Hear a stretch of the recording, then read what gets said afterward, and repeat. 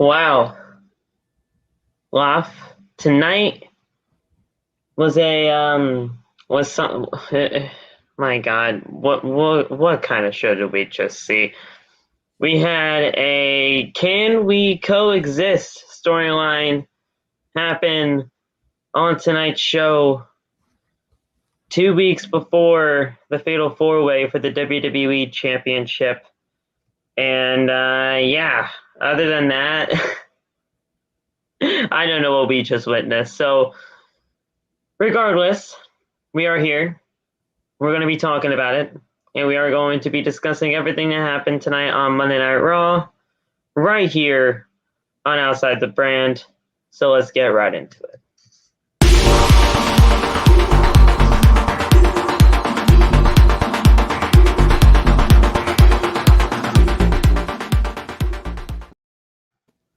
What's going on, guys? Welcome to Outside the Brand. It is Monday, December 20th, 2021. It's time for your Monday Night Raw review. I got my boy Loff here with me. Loff, how are you feeling tonight after another episode of Monday Night Raw? Just concluded about a half hour ago. Exhausted. Just because the show takes all of the energy out of me all the time, so Yeah. I'm tired. Yeah, I can totally feel with you on that. Tonight was bad. Tonight was really bad. It was boring. Like Josh said in the chat, it was just boring. We didn't really have much to go on the show tonight until we had the main event, which was the Can We Coexist kind of story. And they do this every single time when it comes to multi-man matches. It's so what's the word I'm trying to say? It's so cookie cutter. You know exactly what's gonna come out of the oven every single time. You may be baking with the same stuff, you may be baking with the same kind of ingredients, you may be trying to make something new, but you're not really making anything new. You're just putting all this stuff in the bowl, you're putting it in the oven, and you're getting the exact same results. It's insanity every single week.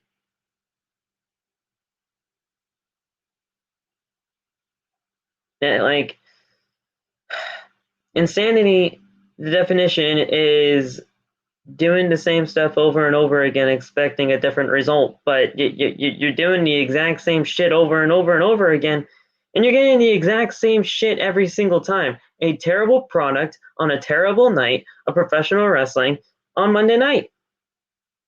That's exactly it.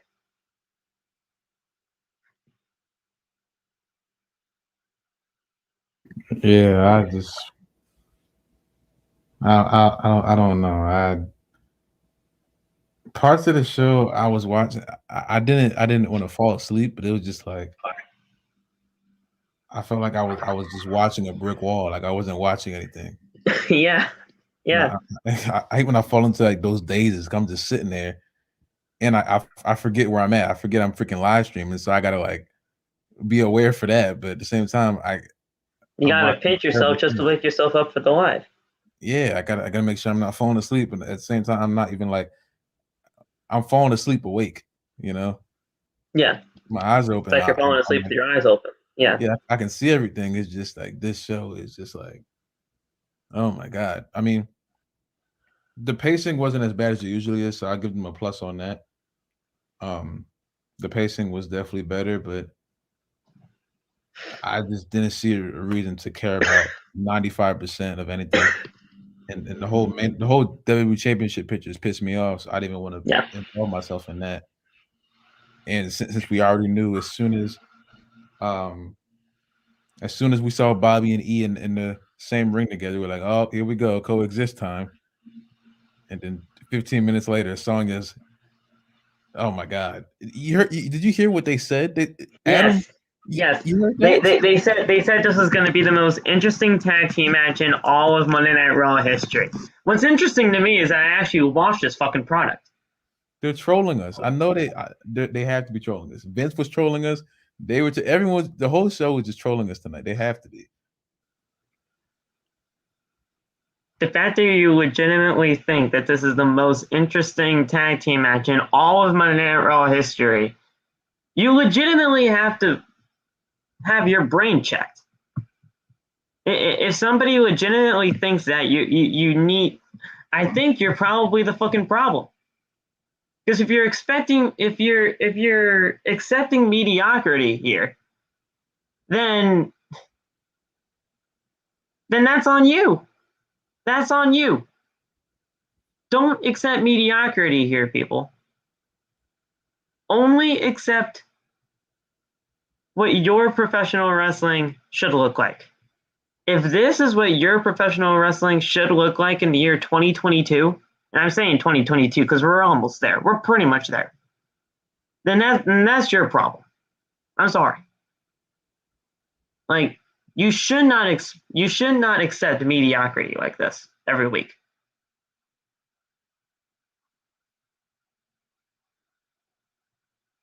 Yeah, I don't know. I wish I got some enjoyment out of watching the show. I wish I did. Because the thing is, this is not within my definition of professional wrestling in the year 2022. Is it? Is it? I mean, I hope I can speak for both of us, but if I can't, please elaborate on me. I mean, it's complicated because there's certain aspects of the show that I'm fine with. Like, I think Bianca finally lifting Piper up. I thought that was freaking great. The crowd freaking popped for that, so I was happy that they were aware. I will give Milwaukee that. I will give them that. They did pop for that. But was it necessary for the third time? They called this the final chapter. They better be the final chapter tonight. Because if we see this again on next week, I mean, dude. I was happy when the match was over. Then I got mad again because I realized that they literally have one of the strongest people on the roster in a go nowhere feud when they literally had her as the champion and squashed her. So it's like that just made me mad directly after. So I'm like, okay, but it's just everything about they tonight. Legitimately called this the final chapter off. I know. I don't know why they called it that because I know they're gonna have another match next week. I would be surprised if they didn't. Because there's no reason to put them against anybody else because you've been only focusing on them two. And I understand that's how a feud works, but at the same time, Doudrop isn't doing anything after that. Bianca has the most potential to do something after that because she still is one of the best women on the roster, one of the best wrestlers on the roster. So it's like I don't know. I don't understand. And don't get it twisted, guys. I love Bianca Belair. I do. It's just with everything that has happened over the past few months with SummerSlam and all that kind of jazz and how everything went down with her and all of that, she's legitimately done nothing in this company ever since that moment. She's done nothing. And then she got dropped right into this feud with Doudrop. And there's nothing, you can't really do anything but just feel bad for the woman because she's trying to make the best out of everything here. She's trying to make the best out of a terrible situation that she's in. She's amazing, but at the end of the day, she can only work with so much. And that's not even a slight to Doudrop either. It's just they try to make bad things. Well, they make bad things and they try to make it work, but they just can't make it work if it's just not going to go over with the fans. It just does not go well whenever just two random people are in feuds like this. Yeah, it's not. It doesn't make for a good story in my opinion because you have a former world champion who is being reduced to her lower version of herself, and it's not good. It's not good at all. And I want you guys to understand that this is not a slight to any of those women. I really do. I mean, Doudrop deserves better. I will say that she does deserve better. I mean, just look at her work in NXT UK as Piper Niven, and you'll see what she can do. But Bianca, reduced to this? Nah. I just don't like it. In other news, Damian Priest lost in the championship contender match by countout. Great. And then Dolph Ziggler gets a United States Championship open, not even open challenge, just a United States Championship match next week. I'm tired of these championship contender matches, and I'm tired about how they do everything like this. It's so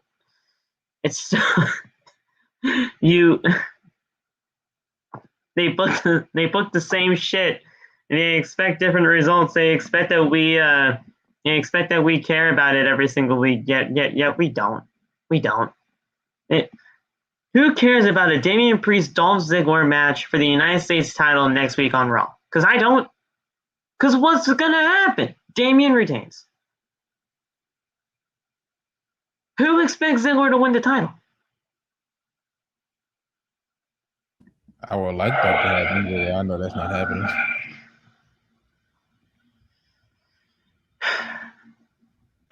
I would like Big Bob, but he already lost. So.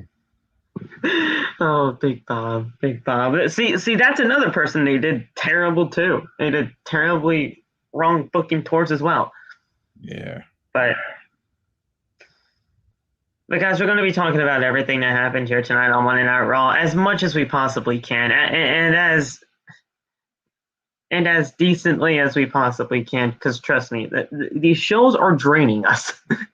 These shows are draining us, but at the end of the day, we're going to be here for you guys no matter what.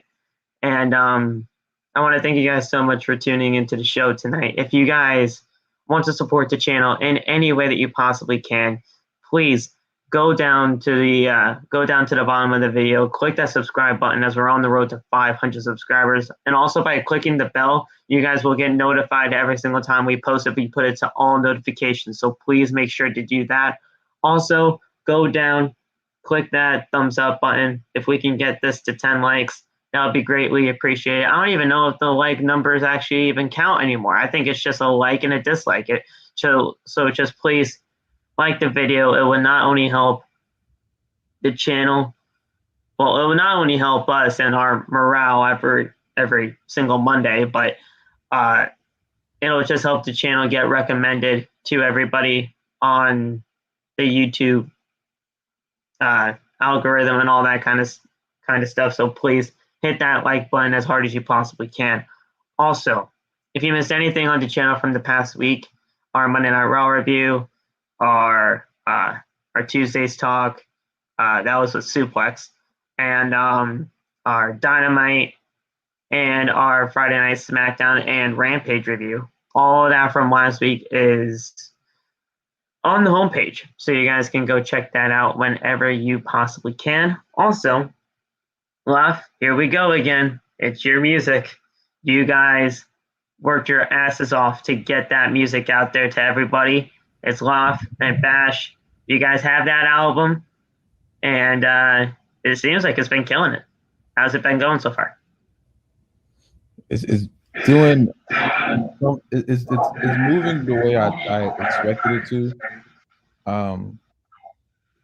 I expected it to get a certain amount of viewers just because of my platform and Batch's platform and OTB's platform all combined. So I didn't expect 1 million streams, but at the same time, I didn't expect one. I was just Right. I was grateful for everyone who took the time out to listen and give their thoughts on it, whether they liked it, disliked it, criticisms, everything, just so we can continue to get better. You know what I'm saying? But I'm so happy it's finally done. I'm trying to work on other stuff right now before the year's up, but I'm very happy that it's out and people seem to enjoy it. That's the one thing that we wanted, to get it out before Christmas and have people enjoy it. So mission accomplished, you know what I'm saying? Yeah. If you guys want to listen to the album, it's on streaming platforms for you guys to enjoy. Apple Music, I believe it is on Spotify now. and any other music streaming platform that you may actually listen to. But if you want to listen to just some of the singles that they have released, we have some of these singles in the playlist that's down in the description below, so that you guys can listen to them at any point in time for you guys.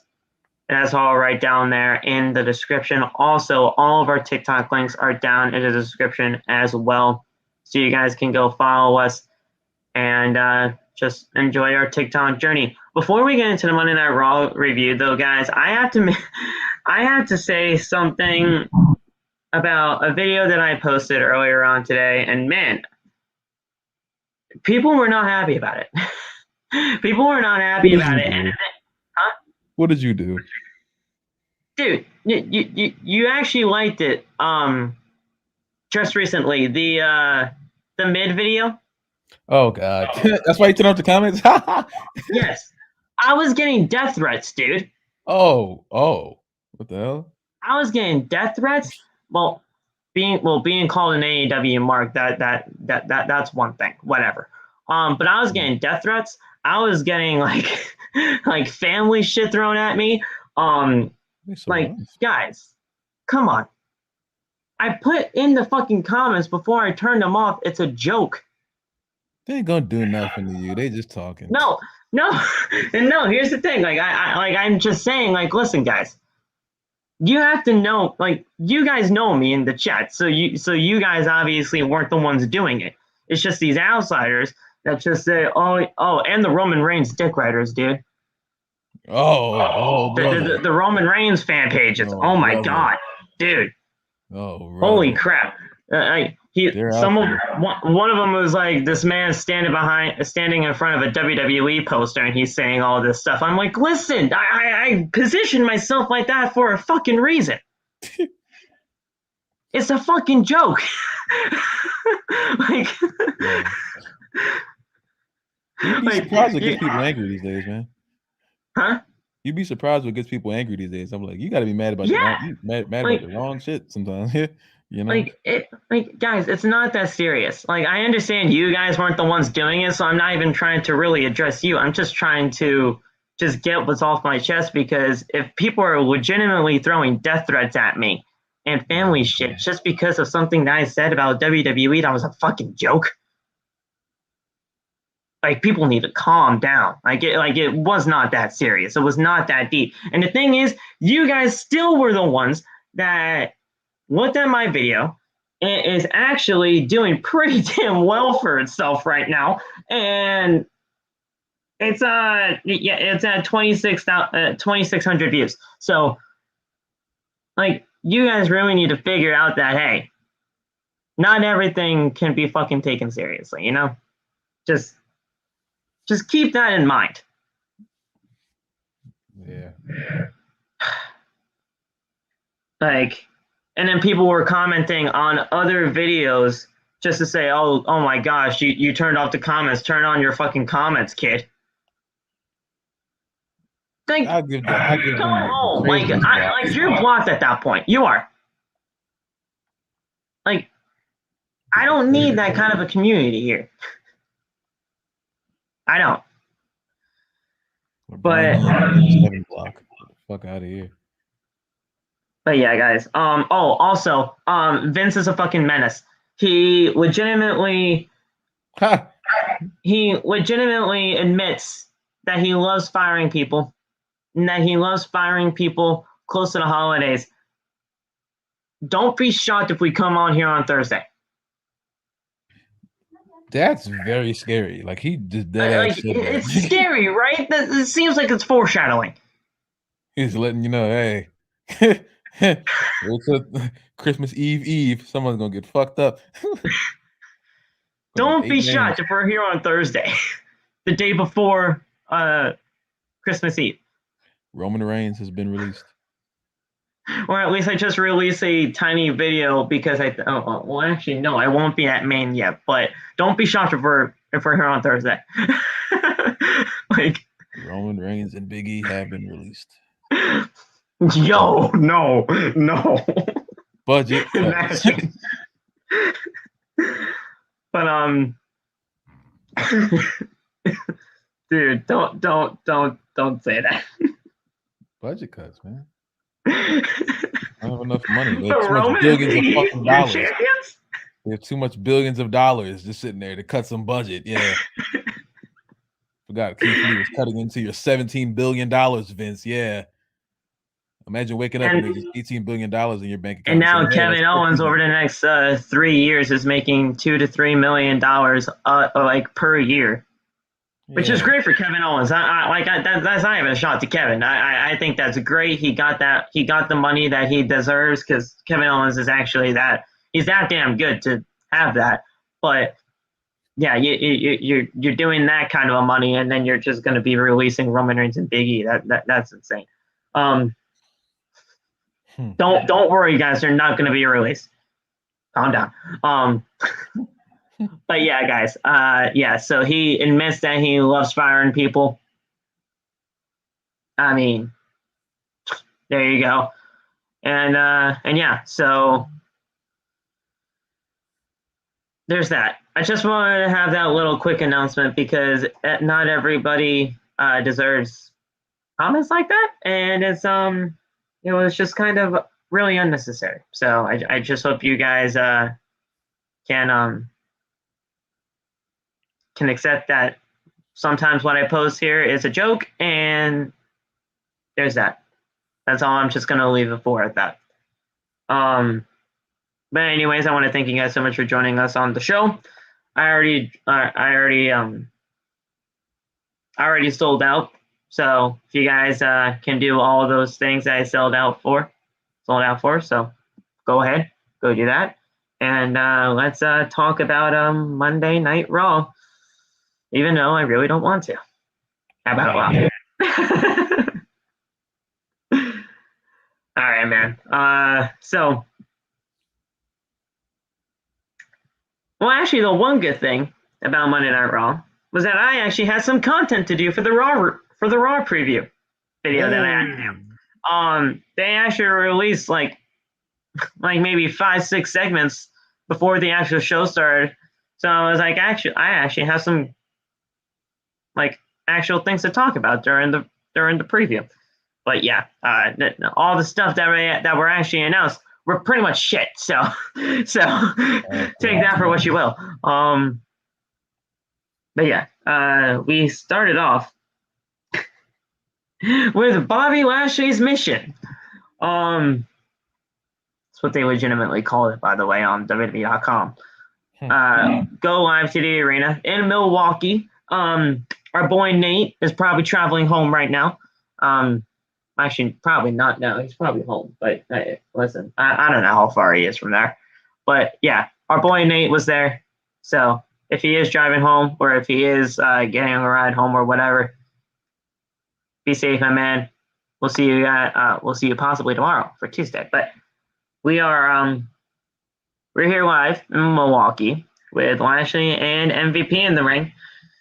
MVP says that the fans should get on their feet and applaud for the Almighty.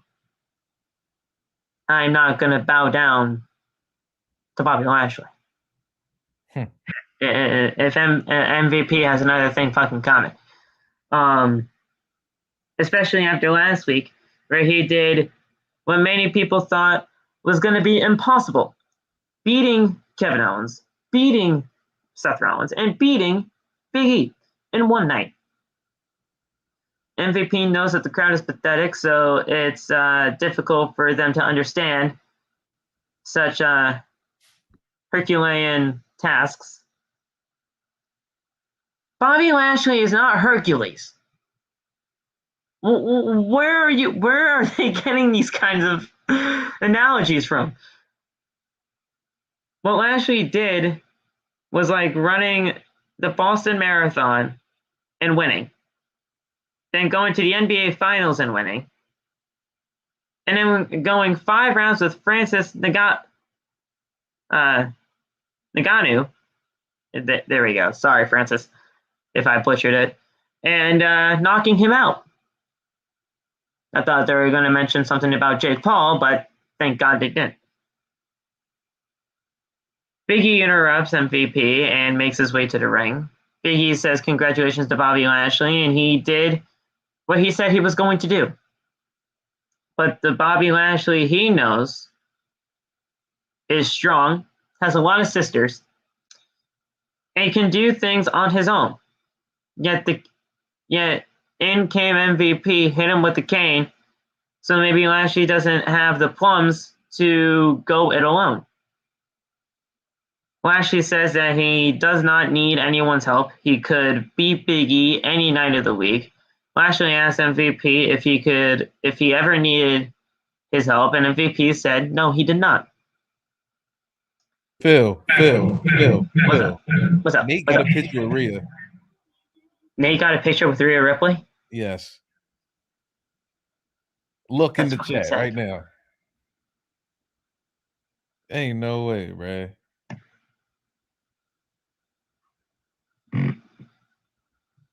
No, that's fucking sick. Why's everyone living up my dreams, man? Why? That's awesome. All right, well, look at that. Oh my god. There's our boy Nate. Oh, wait, no. You know what? Screw that. Instead of showing you like that,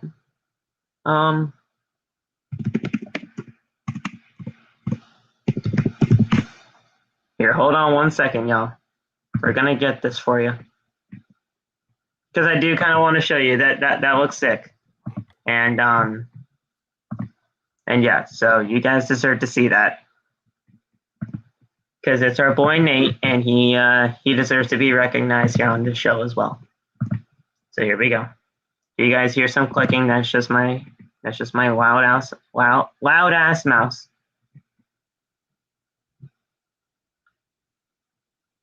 And there we go. Look at that. Wow. Oh, look how happy he is. Look how happy he is. You got the WWE title. You got Rhea Ripley. Look at how happy that man is. That's amazing. That is awesome. Thank you to Rhea Ripley for allowing that picture. Not a lot of WWE superstars would actually take the time to do that nowadays. So Rhea, thank you for that. And Nate just has a happy look on his face, and he should, because Rhea Ripley is really cool. Maybe the character right now in Nikki Ash isn't all that great, but I feel like she's a really cool dude, really cool woman, and she deserves her props on that. She really does. That's tough. He is living the dream. W. Nate is a walking W. Just living up my dreams, man. But yeah, in all seriousness though, that's really cool. And yeah, so cool, good stuff. Man, that's awesome. I got some pictures too of like independent wrestling promotions and all that kind of stuff, but never like a WWE. That's just awesome. But yeah, thank you for actually bringing that to my attention, Law, because he deserved that. Yeah. But so Lashley says that MVP thinks that he could beat Big E all on his own. So how about we see if that's true?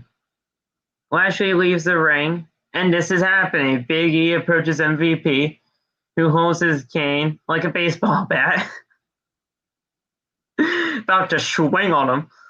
And before they brawl, Owens and Rollins just jump. They just jump Lashley from behind on the floor. Did you see what Rollins was doing? He was like fucking pouncing like a lion. He was pouncing like a lion. He's like, yeah! Like, what's he doing? He jumps on his back.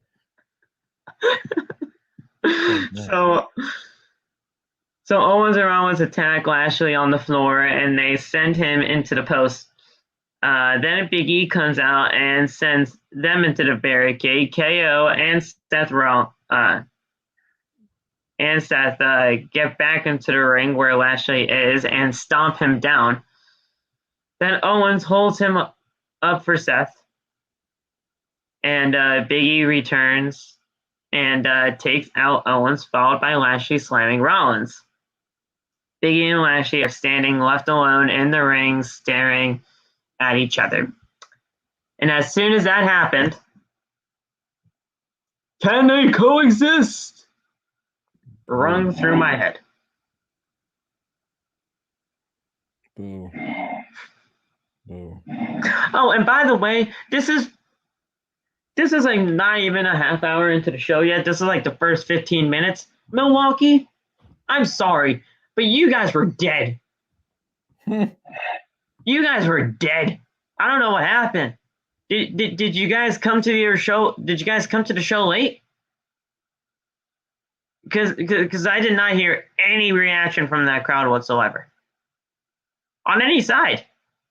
On cheering or booing or what have you. What happened? Did you hear that laugh or was that just me? It was quiet in the beginning. I feel like they heated up at certain parts, but a lot of the show was pretty quiet. I'm just talking about the first 15 minutes of that segment. Oh yeah, the first 15 minutes, yeah, it was quiet. So yeah, like I don't know what happened, but and the thing is, my TV on like volume 8 is loud as fuck. So I had that shit on 20, and I still couldn't hear people. So I don't know what happened. Damn. Maybe people were just not interested, and you know what? I can't blame them if they weren't. I really can't. Yeah.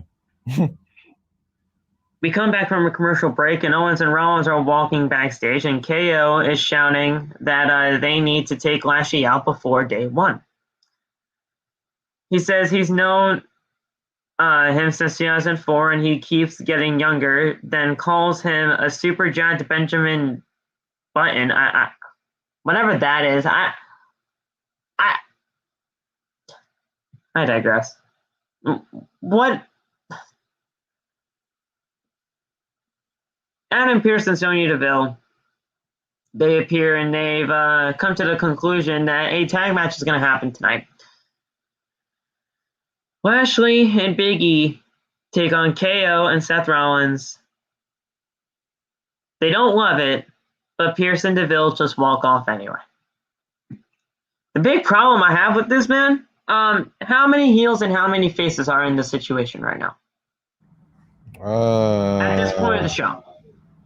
There's 3 heels and 1 face, right? Right. Okay, great. 2 heels teaming up with each other. That's fine. Normal what happens, right? Yeah. But Bobby Lashley's a heel at that point, and Big E's the only babyface in this. So how does that make sense? The crowd was cheering for Bobby a lot. Yeah, well, yeah, near the end of the show, yeah, I think Bobby Lashley's a babyface now. Wow. At the end of all of that, I think he possibly did turn babyface because he did not have MVP with him in the main event, and he got beaten down. But yeah, I mean, we'll get there. But at this point of the show, it was 3 heels and 1 babyface. Like that made no. But we don't know anything. We don't know anything. We don't know professional wrestling.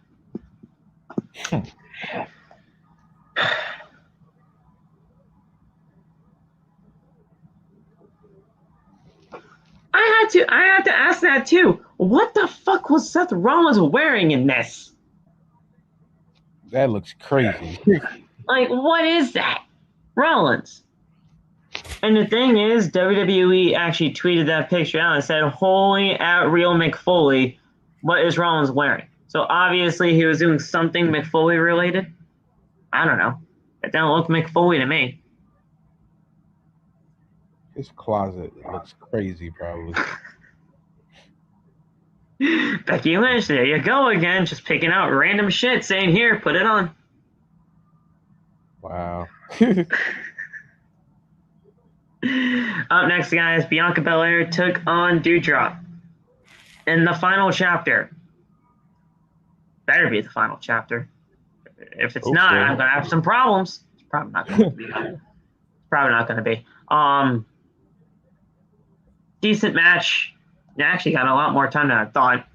With it being the final chapter, you better not do it in under 2 minutes. Bianca Belair, though, at the end of this, she gets a Doudrop up on her shoulders and actually hits the KOD, and got the win that way. Listen, Bianca Belair is probably one of the strongest women in WWE today, and probably, if not one of the, she is probably the. She is amazing. And again, no slight to Doudrop, but the fact that she was actually able to get that all situated and get that done and over with, and actually was able to do everything tonight, that was great. I loved it. But what was the point of this match? I feel like you should only do a final chapter match if, one, the feud calls for it. Right. Two, if the series between the two is split, or if they're in a position where these two have fought like 2 times over the span of a few months. Like the final beat with Ciampa and Gargano actually worked because that was a meaningful feud, you know. Right. Yeah. The final beat. Yeah. That actually made sense for it. Even though I recently heard that a lot of people didn't like that final match. It was just not the way we all thought it should have went. Let's put it that way. First of all, it was just in a random abandoned warehouse. But then again, we were in like the thick of things when it came to the CV19 era, so nobody could see it. Like, I think legitimately, like that was when like the first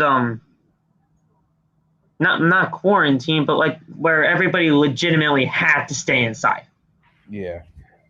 So that's when that was happening, and Triple H was saying, I think I actually uploaded on TikTok. I was like, listen, you guys deserve the biggest stage possible for this. And Johnny said, no, we don't need a big stage. Just give us a referee, a ring, put us in a warehouse for goddamn sake. We'll do it wherever. Like, just we need to end this tonight. Yeah. And they said, not tonight. We're going to do this in 2 weeks, and then that's when it happened. It just was not the right circumstance that we all wish it could have happened, because it should have happened the previous year. Yeah. But yeah, I totally agree. This does not need a final chapter type match. Yeah. Not at all. But you can't discredit the entire total strength that Bianca had to have in order to get that finish to actually go down in the way that it did. Absolutely phenomenal.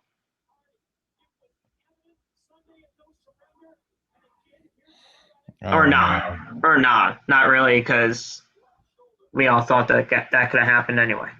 Yeah. Okay. I hope this is over next week. Yeah. Oh well. What's up, Saul? How are you, my man? There's Saul. I hope it's over now. I don't know how much longer I have to take this. Yeah. Why do people still go to Raw? I don't know, Josh, but the thing is, Nate.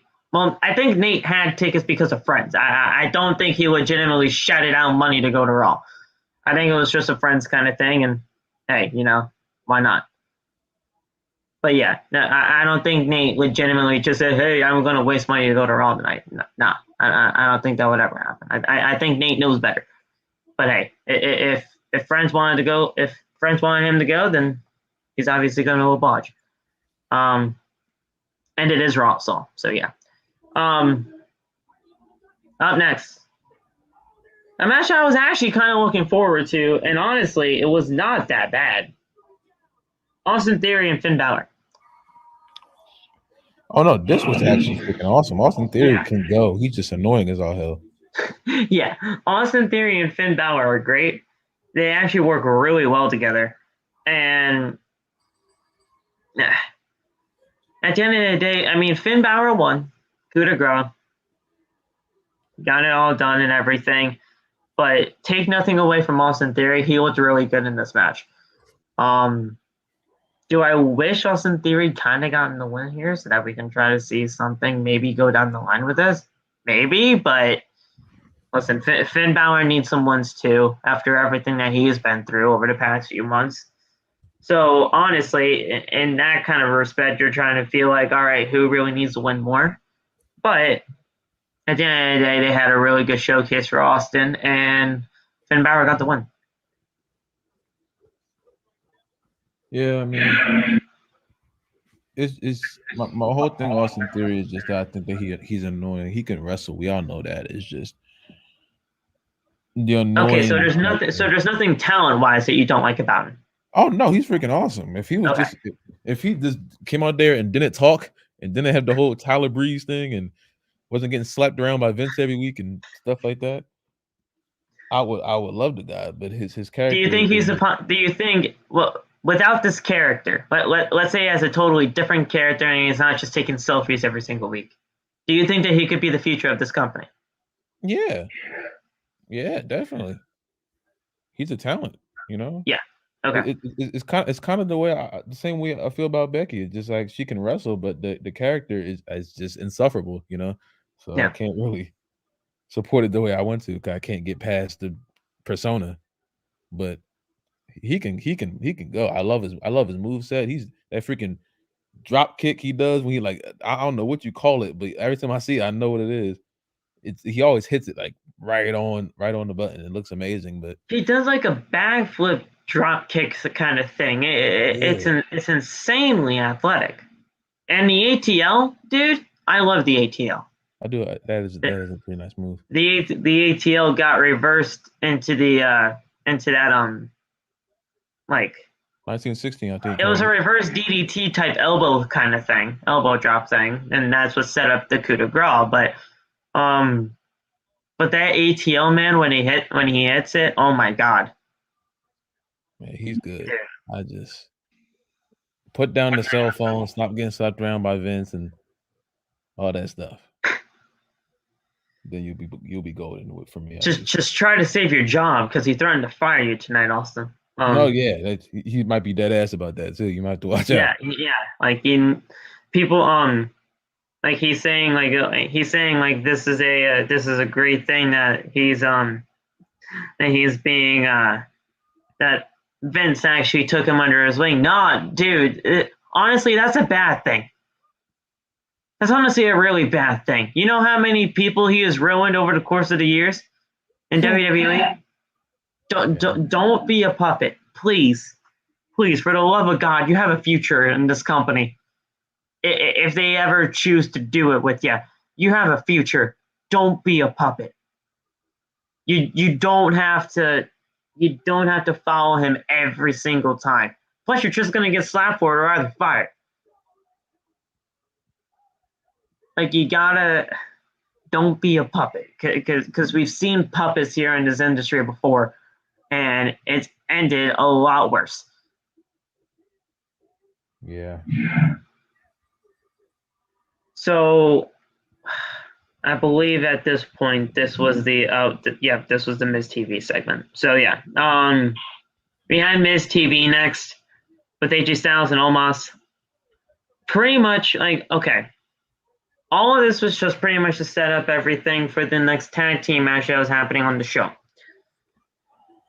Miz was egging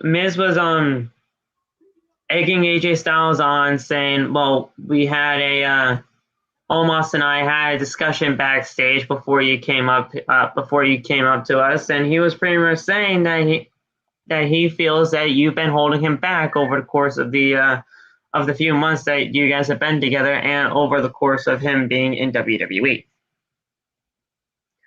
Saying that he could have been a champion, all that kind of jazz, and AJ says, "Listen, Omos is so good that he could be tag team champions all on his own, holding two belts on both shoulders. That's how good he is. He's very proud to be in his tag team and suggests that they clean house by taking all the championships in WWE." Miz says that he's heard otherwise from Omos, and AJ says that he sees what's going on, so he's not going to fall for it. He asks Miz a question. which is what kind of a man pulls the mother of his own children in harm's way. Miz says that AJ is just deflecting. Omos confided in him, and he is sick and tired of carrying AJ Styles. Miz says Omos thinks that AJ is holding him back, and that their mutual respect that they have for one another just does not exist. It took Styles 15 years to get to WWE, whereas WWE begged Omos to sign a contract here, and Styles gets agitated and says that he shouldn't have come to the show because Miz is just going to be doing this and he's just full of shit. He asked Omos to tell him what's really going on here, but before he can even speak, he is interrupted by Rhea and Dominic Mysterio. And now we have the tag team match between the Mysterios, Booyaka Booyaka 619, Booyaka Booyaka, Rhea and Dominic Mysterio, taking on AJ Styles and Omos. And by the way, we are still waiting for that RK Bronament to end because they still need to have their match against the Street Profits whenever the fuck that may happen. Because apparently the Street Profits are still injured. I'm just glad that this match pretty much signified the end of AJ Styles and Omos. Finally.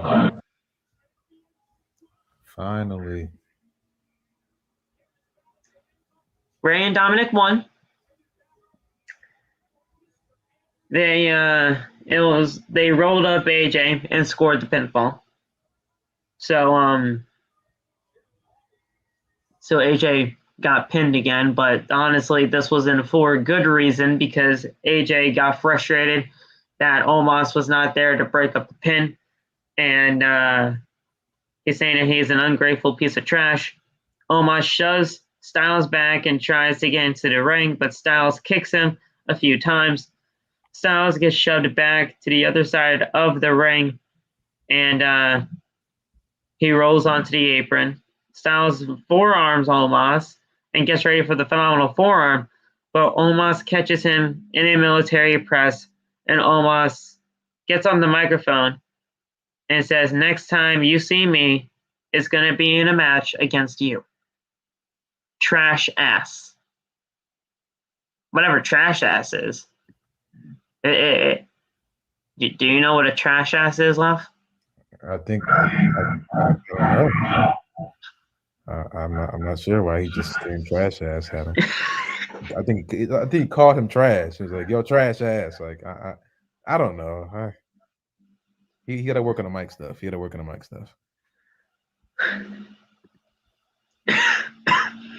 Whatever trash ass is, but yeah. And then it was later on confirmed that we're having AJ Styles versus Omos next week on Raw. Great. I don't know how I feel about that. I'm happy AJ is if this leads to a huge Omos push, I'm dead. I'm seriously dead. That's what I'm saying. Like AJ should be getting pushed here, and they're gonna push Omos to be the Great Khali 2.0. And apparently, the Great Khali is a Hall of Famer, right? Somehow, I still don't understand how. I told you, he's not my Hall of Famer. I don't care if Saul's still in the chat. He's not my Hall of Famer. Telling me the Great Khali is one of the greatest of all time. Go home, please. Not you, Saul. You're great. Other people. Go home. Randy Orton versus Chad Gable. What? Why? Where was Riddle? Was he just still smoking in the back? Like what happened? No, he was with MSK. Oh, that's right. He's the goddamn shaman. He's a shaman. Yeah. He's on NXT now. Oh, and by the way, AJ Styles is going to NXT next week or tomorrow. What? Tomorrow. Yeah. They booked AJ Styles on NXT 2.0 tomorrow to go up against Grayson Waller because reasons. I guess I'm watching NXT. That's what Tanya was talking about in your chat. I guess I'm watching NXT tomorrow. That's AJ Styles versus Grayson Waller on NXT 2.0 Paintball Edition. I'm definitely watching tomorrow now. That's great. They need AJ Styles in order to try to get 2.0 some ratings. And they got me. It's not going to work. They got my tune in. Oh, speaking of ratings, what the fuck does Pizza Hut have against me with these dumb Pizza Hut, I need to talk. Dude, we can talk about this for 20 minutes. I swear. No Taco Bell tonight. No Taco Bell tonight. It was just Pizza Hut triple treat box. We asked for no more get into it, and they hurt. They said, you know what? All right, 5 boxes. Like, no, it's 30 times. That commercial came on approximately 46 times. 47 within the main event. Like, I'm so confused on why I had to see the triple threat box or whatever they called it. The triple treat box, yeah. Yeah, triple treat box, and he's 3 layers deep. Yeah, the black guy singing that. No, shut up. I don't care. The black guy from the office just screaming at me about some pizza. And no, I don't want you yelling at me about this cinnamon rolls. It looked good the first time. I don't have to look good the 42 other times. 42 other times, dude. It doesn't get better. It gets worse. And the thing is, I was ahead of you, so whenever I was typing in the chat about the goddamn triple treat box, you read it, and then the next time as you read it, you'll look up on your TV, iPad, or whatever you were watching Raw on, and it was right there. Yeah. So he's like, oh my God. And then I look up, and I was like, oh. Wow, and then the first time I was like, oh, sorry, Laugh, I've spoken into existence for you. Yeah, man, he just was already singing. That commercial came on so many times. I had no exaggerating. It definitely came on at least 30 times tonight. The same commercial. There's no reason why they have to be getting paid by commercial. They have to be. There's no way they showed that 30 times for no freaking reason. There's no way. Now here's the thing. I want everybody to participate in the chat here too, and I really do want everybody to participate. Love, I want you to do it as well, but you can actually speak to me because you're here. What's worse? Get into it, with Taco Bell or the triple treat box with Pizza Hut? Oh God. One for the triple treat, 2 for get it to it, Taco Bell. And I better see 6 comments like that. What's worse? 1 for the treat box, 2 for tacos. I don't know. I'm gonna say get into it, is worse. I'm gonna say 2. Only because I'd rather eat the pizza than the fuck ass taco. I'm seeing a ton of 1s. It's by Aiden and Corbin, but man. What is this? We got 4 other people in this chat too, not just Corbin and Aiden, so I need others. Don't tell me y'all out here eating Taco Bell. Don't do that. Please don't tell me. 3, they both suck. Good answer. That's a better one. Where the heck are the other 4 people in this chat? They're trying to decide. They don't know. It's a hard decision. Now Aiden's just spamming 3. 3. That's ridiculous, man. 3 ain't enough in 95? Oh no, they're gonna bring that back, are they? Well, actually, no, they should bring that back. I love that character for Big E. 3 ain't enough in 95, and then they were actually doing 5 counts for him in NXT. That was pretty cool. And that was awesome.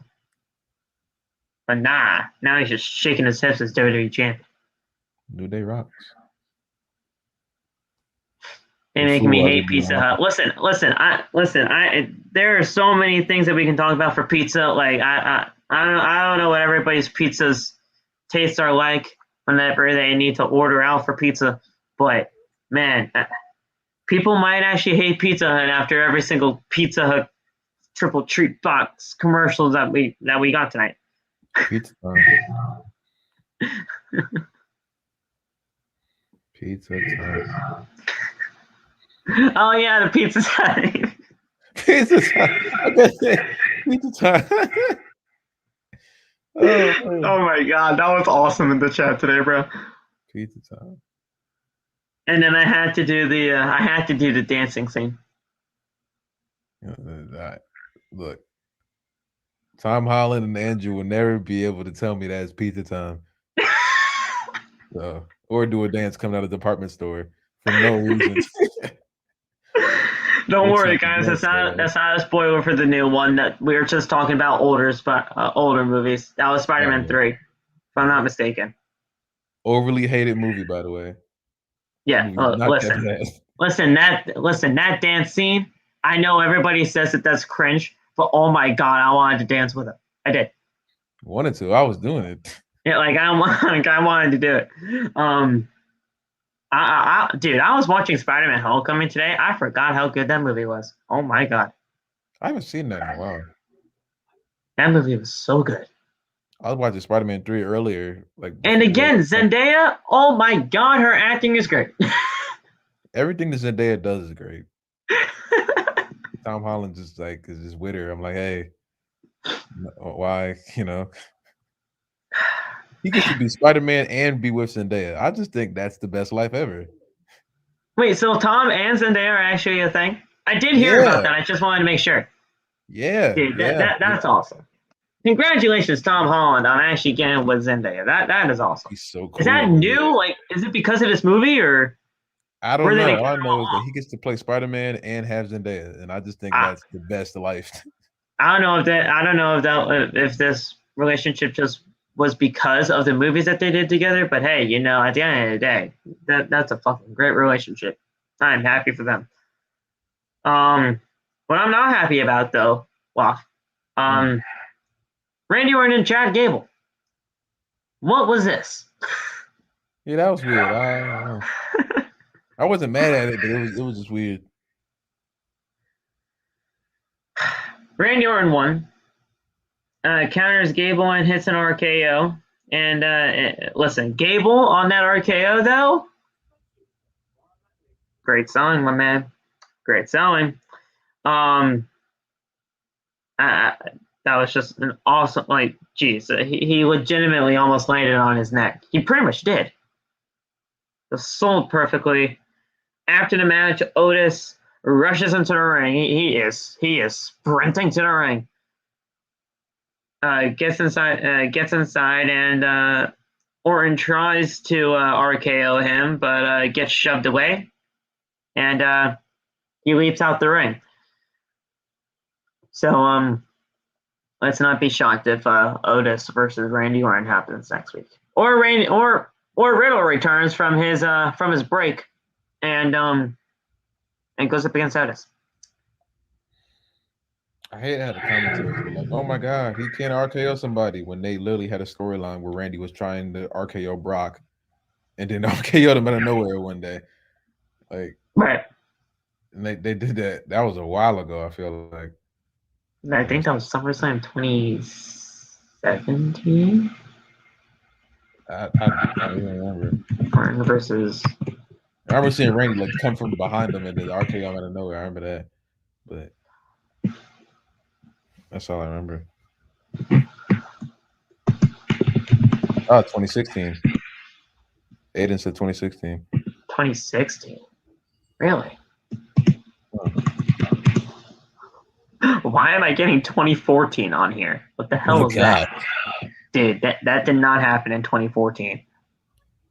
Oh. Yeah, no, that was 2016, where he won by technical knockout because he fucking busted him open the hard way. Oh yeah, with his elbows. Oh, that was a crazy match.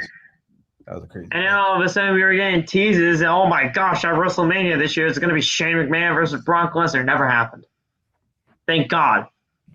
Dude, imagine Brock Lesnar versus goddamn Shane McMahon at WrestleMania. I still haven't forgiven him for making him the best in the world. Dude, yeah, no. That was tournament. just a shot to CM Punk, and I don't care what anybody says. You know that fucking was. It's a terrible tournament.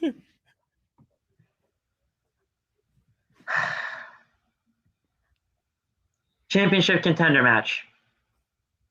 Damian Priest versus Dolph Ziggler with Robert Roode. I still call him Bobby. I don't care. Big Bob. Big Bob, Bobby, like whatever, like you, whatever have you. I'm not calling him Robert. That's too proper. Dolph Ziggler won by countout.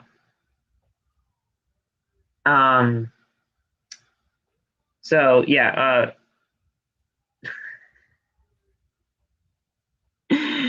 They don't have Damian Priest gets pinned. They don't have Damian Priest pinned, but they count him out, and at the end of the day, Big Bob gets a reckoning from Damian Priest on the outside. Pretty much crossroads, but it's called a reckoning. And yeah, man. They don't have him get pinned, but they still make a champion lose.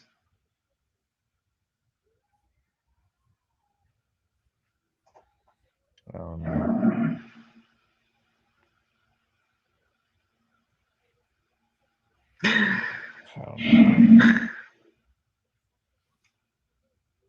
Vince McMahon, huh? What if Dolph beats him? Dude. Listen, I as much as people think I don't, I actually do like Dolph. Dolph is a great talent. It's just that he's never gotten used properly. When do you think was the last time? Let's say both Roode and Ziggler. When do you think the last time both of them were used properly? Not together and separately, because we all know that the tag team was never used properly. In WWE? Let's say individualized. In WWE? Yeah. Oh well, Dolph. I think his peak was the whole Money in the Bank thing with AJ and Big E. Okay, yeah, that's exactly where I was going. Either that or the Alberto Del Rio stuff. I feel like that's around the same time period. Yeah, around that. Or you could say his IC championship run on SmackDown, like when he was having matches with like Morrison and shit, because he was great during then. But I definitely would put his stuff with AJ above the stuff with Vicky Guerrero. He was like doing like the sleeper hold every week and shit. Bobby, I would have to say NXT, but and that's where I would go too. Yeah, really with his NXT title run. I mean, the thing, but like, they never used him properly on the main roster. I feel. Yeah. Now, if we're talking TNA, I mean Bobby Roode, TNA. That was just insane. One of the longest. I heard your talk about Bobby Roode and his World Championship run. Compared to Roman Reigns, that's a whole other video, and honestly, I kind of want to talk to you about that, like in an actual video, TikTok, here, what have you. Like we can totally do that. Yes. I think comparing Bobby Roode's TNA World Championship run and Roman Reigns' Universal Championship run, that's the two completely different spectrums. But we can make arguments for it. No, they were both heels. I just thought of it because they were both heels, and Bobby was winning matches in certain ways that a lot of people didn't like, but they made that an actual exciting storyline.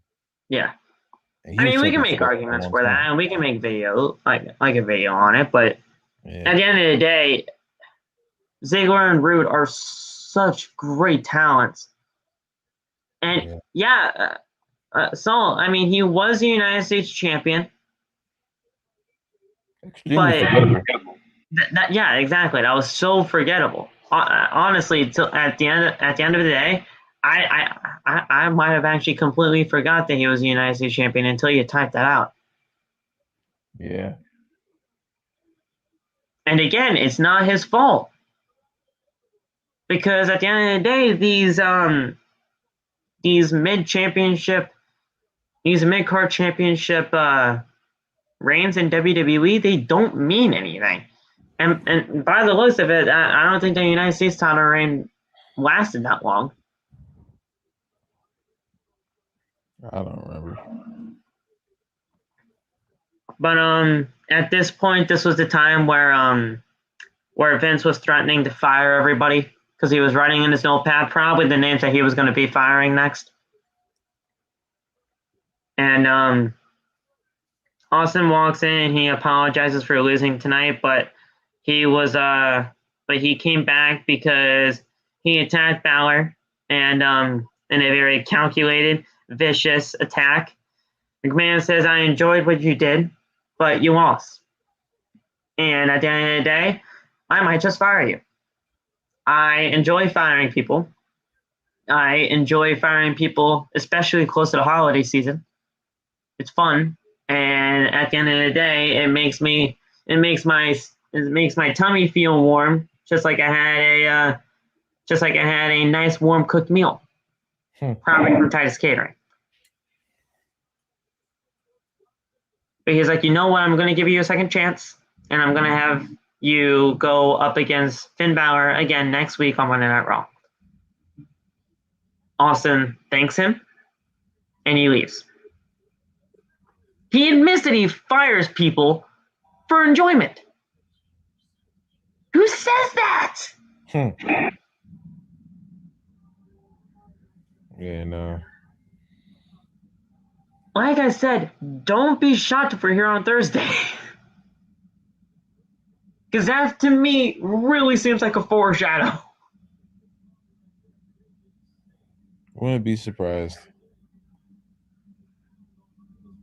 And he was writing on his notepad backstage probably the names that he's about to fire next. I couldn't make out what he was writing, but who knows? Vince and Bruce, they could be brainstorming. Something's happening. The Cutting Edge is next. Now, we haven't seen The Cutting Edge in, I feel like, forever. Yeah. I thought we were going to bring back the god thing.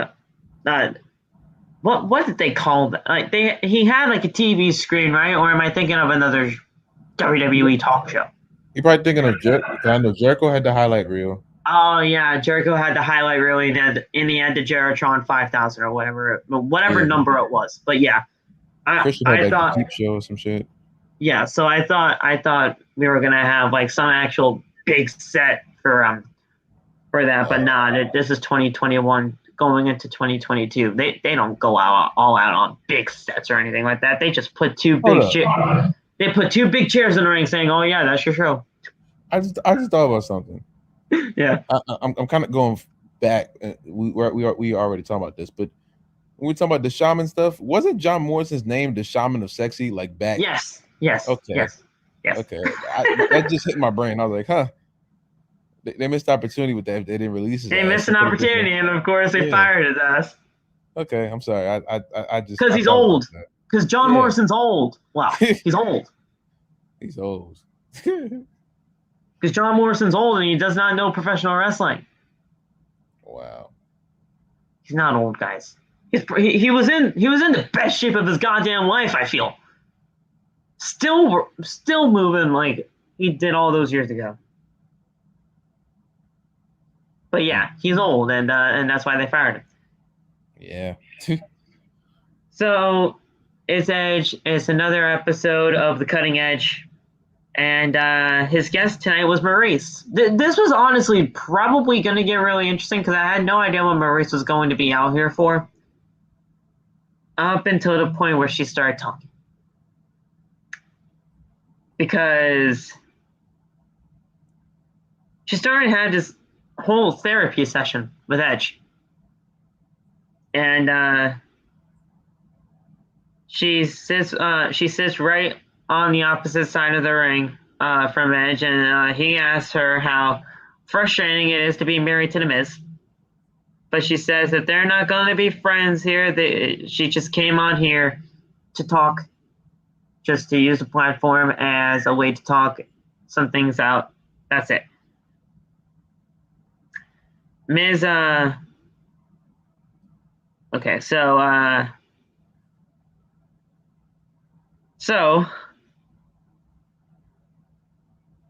Miz asked if she couldn't get on Miz TV. Nah, this is Edge again. They fucking mess up in the article. Edge asks, is like, oh, really? So you're using this platform because you couldn't get on Miz TV? And she says, no, of course not, because Miz is an egotistical, he's an egomaniac, and she can't get a word in. Edge says he doesn't realize that this was therapy, but go ahead. She says that she knows she looks like she has it all together, but she's a human being at the end of the day, and she wants to thank you for taking care of the kids, the house, the business, the show, and etc. She's been doing everything for 15 years, and it's been exhausting to her. Last week, Edge could have hurt her, but he didn't. And the thing is, he knows that she has 2 beautiful kids at home. And if something ever happened to her, who would have taken care of them? At this point, Edge was like, what's really happening here? Or at least that's what you can read on his face. He's like, was this all part of this? I don't know. Edge did not seem legitimately like ready for all of this until he turned the switch back on. What were your thoughts when all of this was happening?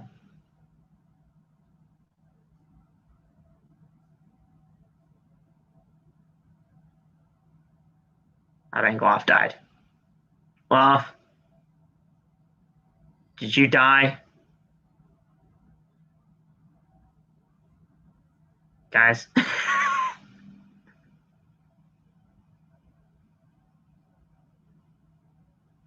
Guys.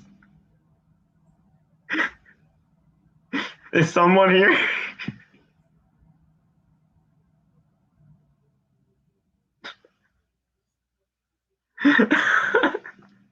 Wow.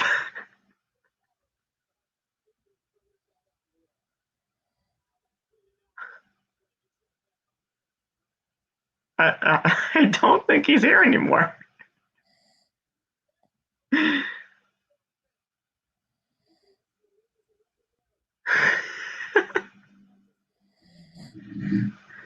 Laugh.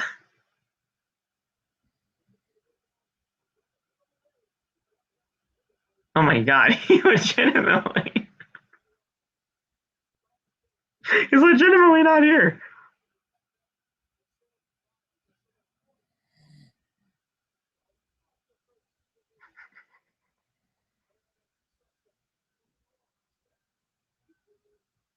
Anyways, listen, we'll see if we can get him back. I don't know where he is.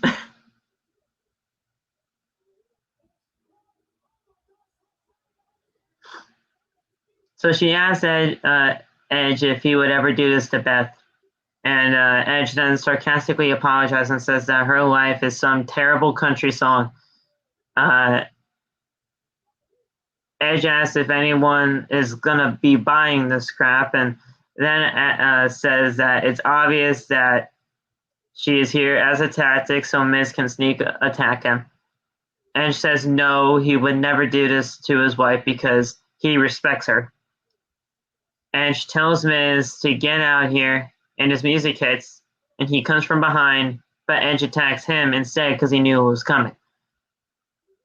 Edge kicks Miz down in the corner, and Miz slaps him in the face before she legitimately slapped him in the face with her hand, but before that, she just whacks the purse to the back of his head.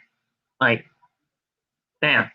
And Miz then hits a skull-crushing finale again, then kisses his wife as we go to commercial break before the Rhea Ripley and Queen Zelina Vega match.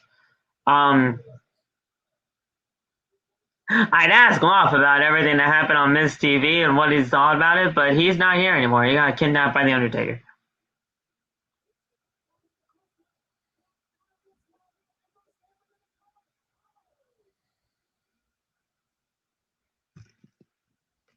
And there's nothing in the private chat either, so so he legitimately got kidnapped.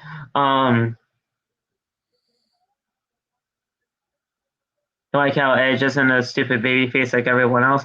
Yeah, no, they're treating him like he actually knows what's gonna transpire, which is nice. It's a nice change of pace. Hold on, guys. Let me. I want to see what's going on with Loft because he's not here.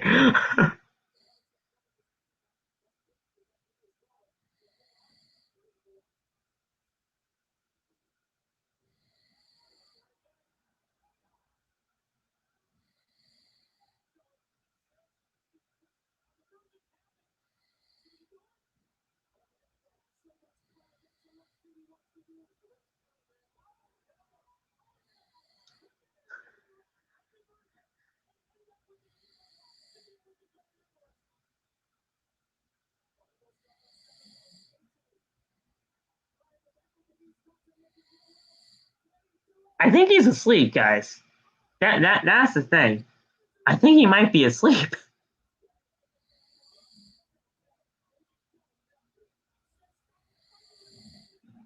Yeah, he's asleep. Yeah, he's asleep.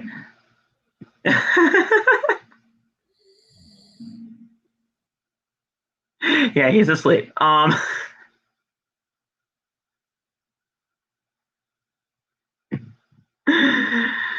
right.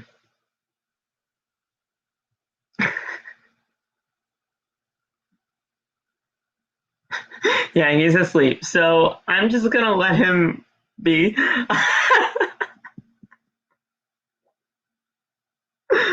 All right, guys, don't worry. We're almost done with the show, uh so yeah. Um so yeah, we'll let things go. And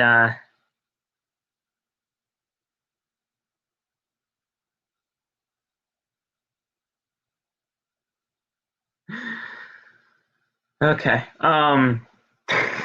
The Undertaker choked him out, dude. All right, guys, let's get through the rest of the review. Um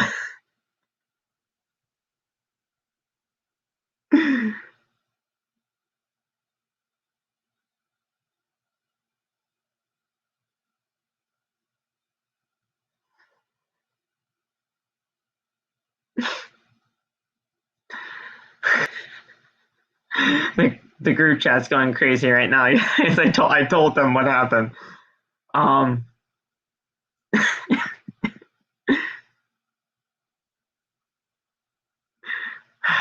all right, yeah. Let's get through the rest of the show. Um Pretty much what happened next was Rhea Ripley taking on Queen Zelina Vega. Um Not a very long match here. Rhea Ripley won here in very dominant fashion, actually. And the thing is, at the end of the day,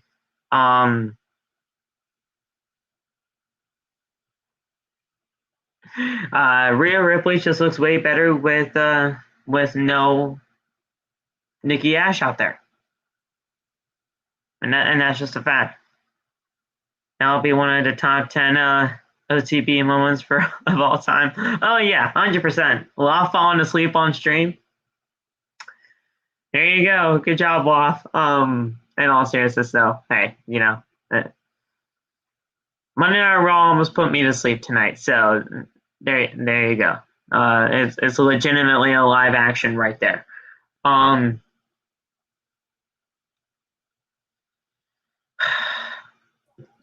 going to be talking about Liv Morgan if I'm. No? Okay. Yeah.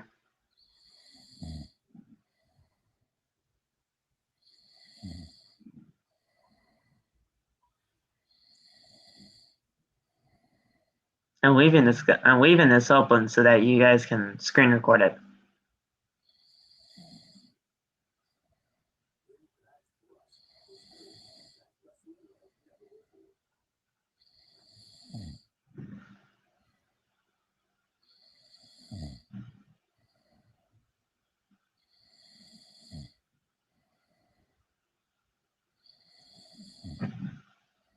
He's actually asleep.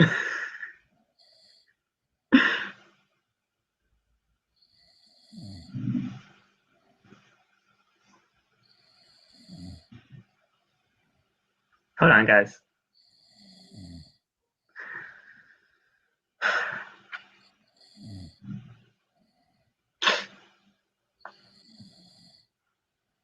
Here, hold on. There we go.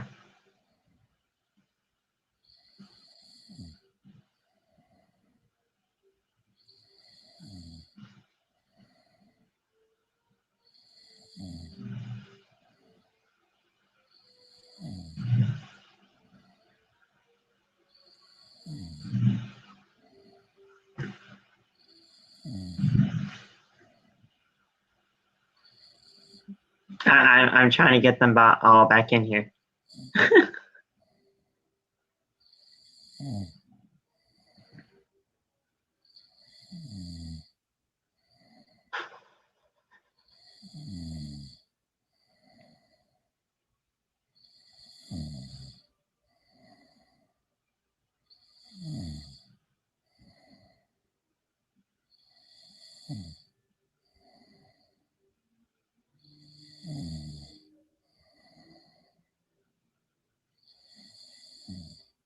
No, Saul, we're almost about out of here, so you don't have to hop on. I just got talking about the main event, and then I'm out of here.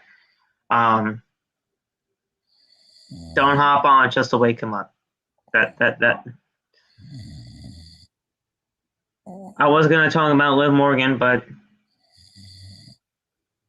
let's just let him sleep.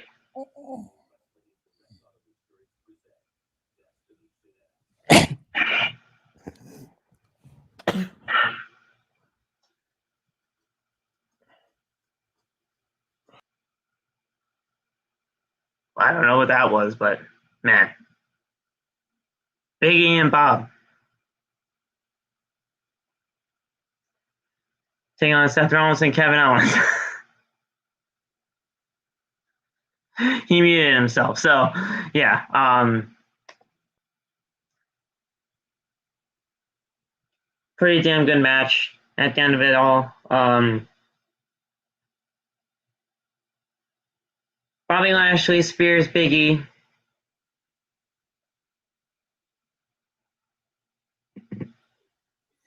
I'm back. My fault.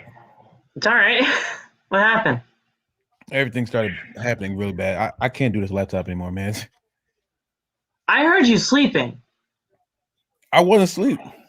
I was trying to figure out. I have two different things happening in the background on my computer, and every time I do that, it makes my laptop freak out. So, because I heard like snoring noises or whatever. Everybody else here was laughing their ass off.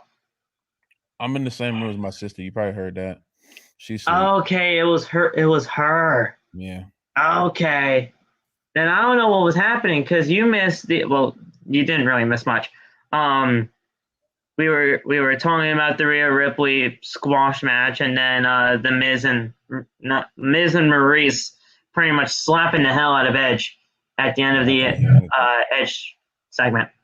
Yeah. So yeah, I mean, I was saying like, hey, I'm going to be talking about Liv Morgan, but then I still heard some snoring, so I turned it off. I'm in here. But yeah, so we can talk about the Liv Morgan thing if you want to. I don't understand the purpose of her coming into the gym with Becky. People screen recorded the stuff, so you'll be able to hear it soon. Oh, great, nice. But yeah, but her trying to jump Becky in the gym, that was, I don't understand the purpose of that. At the end, pretty much what this all was pretty much Liv Morgan saying that, well, she showed the footage of Becky Lynch's school or whatever, and her students and all. Liv Morgan pretty much attacked one of the students instead of Becky Lynch, even though she thought she was attacking Becky. Then Becky attacks her. All this kind of stuff with kendo sticks all over the place and everything. And then just things happened during that day. And then Becky comes out to congratulate Liv for beating an innocent woman senseless. But her and her students understand that you have to break a few eggs in order to and take a few lumps, which is why she isn't so worried. Liv did teach her students. No. Well, Liv did teach her students a lesson, though. Everybody can get lucky once. She will give her kudos because she stepped up to the plate, became the #1 contender for the Raw Women's Championship, and she can get very hot under the big lights, and she can't handle the heat. Liv says that Becky can't scare her because she is the next champion, and from where she's standing, her spotlight feels pretty good right now. Lynch says that she'd love to join her and break her other arm, but she's not an idiot. She won't get in the ring when Liv is holding a kendo stick. Liv says, listen, I didn't bring this for myself. I brought this for you. And then she tosses the kendo stick at her. And Becky then says, Liv, you're lucky I have a private jet I need to catch. Please just do not insult me like that ever again.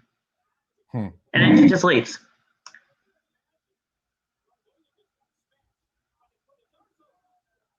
I don't know what the fuck that was. But yeah, don't insult Becky Lynch with the kendo stick by dropping it to her feet. And she said she did something stupid. She said she has to go catch her private jet. It's her own jet. She can go wherever she wants to.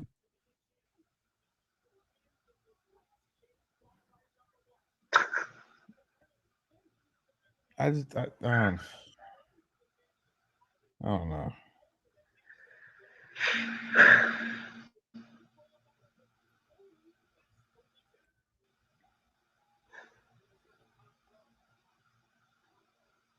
Becky Lynch. That's all I can say. He leaves. He leaves because of Becky Lynch and Liv Morgan. Stupid computer, though. I know that's the reason. It's not because of Liv Morgan or Becky Lynch. It's just this goddamn computer. And at the end of the day, once this happens at day 1, whether Liv gets the championship for 3 weeks or Becky just retains the title, none of this is going to mean shit anyway.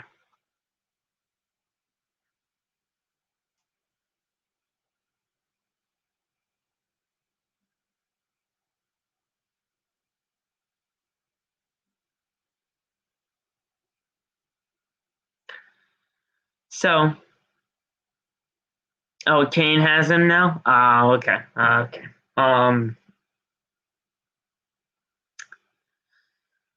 Biggie and Big Bob, the other Big Bob. Hey, there's Loff again. I'm like, Loff left because of Becky Lynch being so terrible on TV. Oh, God. I would have left before. Shit. Biggie and Bob Lashley take on Seth Rollins and Kevin Owens. At this point, it was 3 heels, 1 baby face. But at the end of it all, it turned out to be 2-2. Match is pretty okay for the main event, even though it was a can we coexist story. Kevin Owens and Seth Rollins actually worked pretty well together, but hey, at the end of the day, they're both heels, so they probably should have worked together pretty well. The real story here was between Bobby Lashley and Big E. And we come back from the last commercial break, and Owens breaks up a pinfall after Lashley hits a power slam. But Big E attacks him and sends Owens into the apron. Rollins hits a discus forearm to Big E, but gets caught by Lashley. Lashley attempts to spear Seth Rollins, but avoids it and hits Big E instead.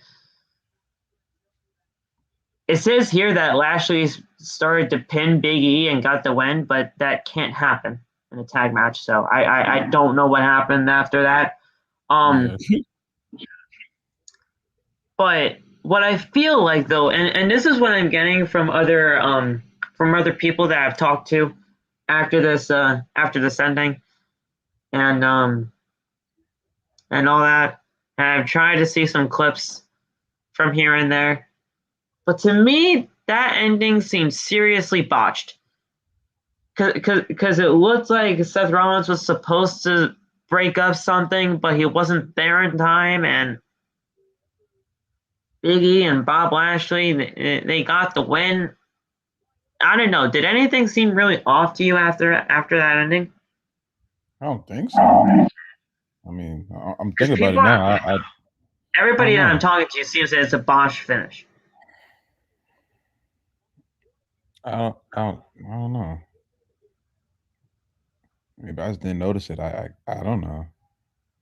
I might actually have. I might look at it again, but to me, well, everybody's thinking that it's a botched finish again. So let me see what happened here. If they even uploaded it again, and it actually does look like they did.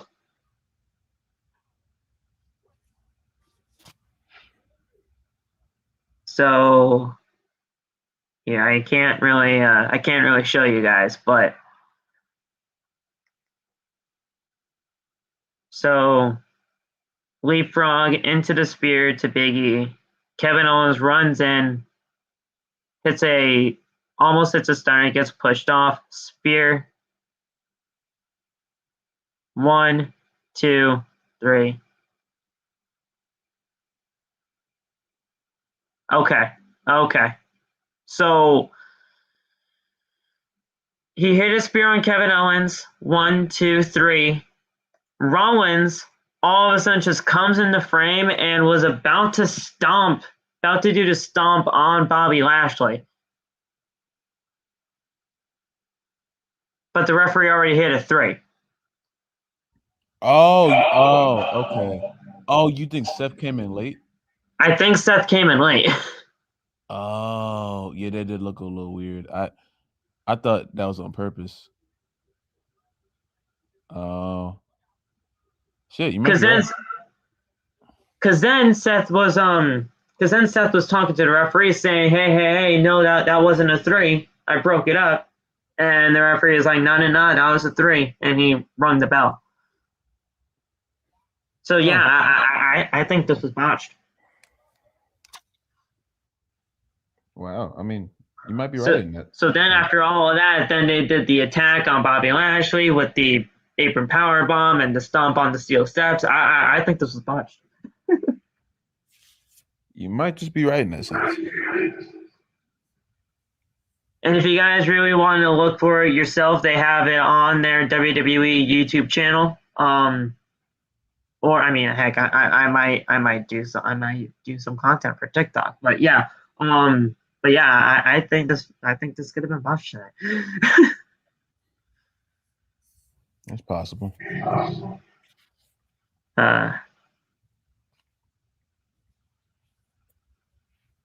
So there we go. After the match, Seth Rollins and Kevin Owens said, "Hey, let's just attack all of them anyway." And they hit an apron power bomb on Bob Lashley, and they do a stomp on the steel steps to Big Bobby Lashley, and that was it. They really didn't even focus their attack on Big E. They kind of just threw him to a side, and they were all focusing on Big E, not Big E, on Bobby Lashley because they wanted to take him out before day one. We might see something transpire next week on Raw. Maybe we do get it back to a triple threat, but at the end of the day, I think Bob is going to be fine, and I think we'll get that fatal four-way. Yeah. I don't really see them changing it again. But then again, it's different. Maybe they might. They might.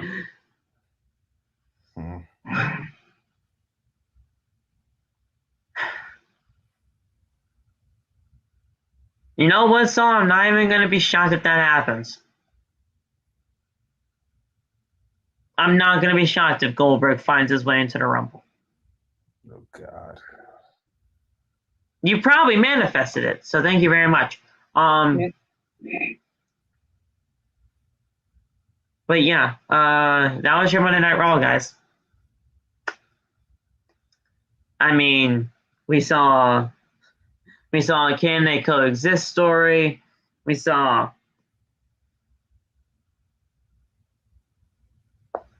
a champion lose tonight by count out. We saw what Rhea Ripley can look like without Nikki Trash. Yeah. And we saw AJ Styles and Omos break up. That's something. And we saw at the beginning of it, we saw a pretty good feat of strength by Bianca Belair. That was your Raw.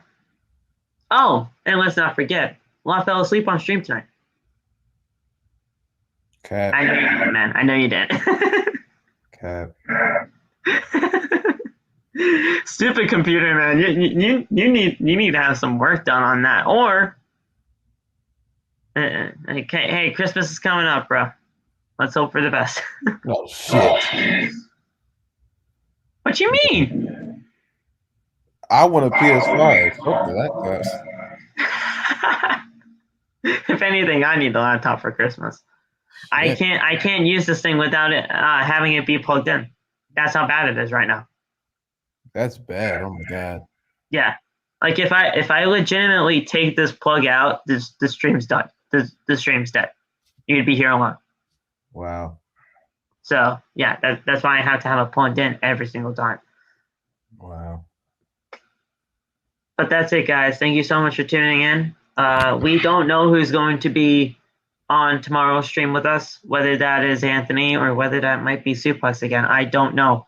But at the end of the day, we're here. We're going to be here for Tuesday, and we might talk about some NXT stuff, considering AJ fucking Styles is going to be on the show tomorrow. But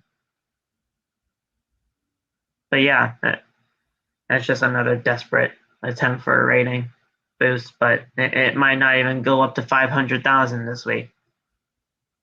But yeah, thank you so much for tuning in. We'll see you guys tomorrow.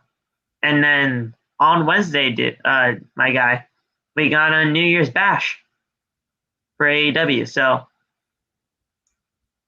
that should be fun. That should be cool. And that's the final episode of AEW on TNT. Well, for Dynamite, that is. Yeah. Because Rampage is still going to be on TNT, and then Dynamite's moving to TBS. So that should be cool. We should be seeing some good things there. We got Adam Cole and Orange Cassidy, I think it is. Yeah. Then we got the Britt Baker and Tony Schiavone celebrating Christmas together. That should be always fun. Okay. I don't know what that Christmas celebration entails, but you guys know I'm gonna love it. Yeah. And then we got CM Punk, Sting, and Darby Allin taking on MJF and FTR. Should be cool. That's it, guys.